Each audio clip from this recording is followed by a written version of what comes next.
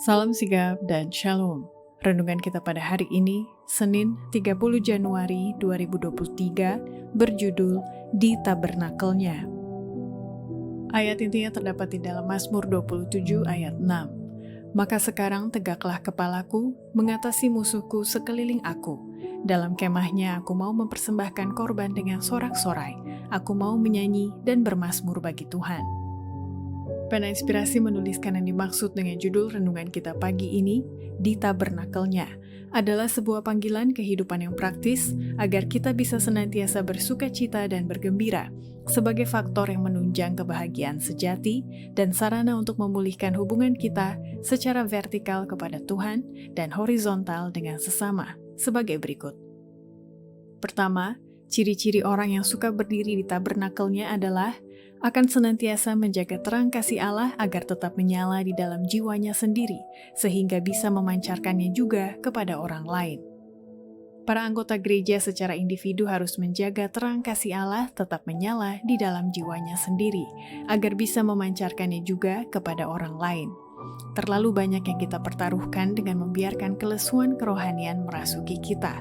Marilah kita waspada dalam menuruti ketidaksukaan terhadap acara keagamaan dan tugas-tugas keagamaan. Kedua, ciri-ciri orang yang suka berdiri di tabernakelnya adalah akan terus-menerus berdoa, tanpa lelah memohon bantuan dari tahta kasih karunia-Nya dengan kesungguh-sungguhan dan kerendahan hati pada saat memohon pertolongan.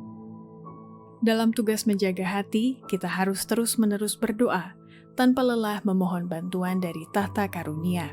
Mereka yang menyandang nama Kristen harus datang kepada Allah dengan kesungguh-sungguhan dan kerendahan hati memohon pertolongan.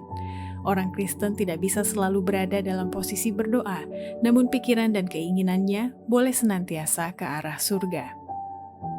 Ketiga, ciri-ciri orang yang suka berdiri di tabernakelnya adalah berusaha agar senantiasa segala yang dikerjakannya bertautan dengan kepentingan misi Yesus dan menyerahkan semua pujian kepada Allah.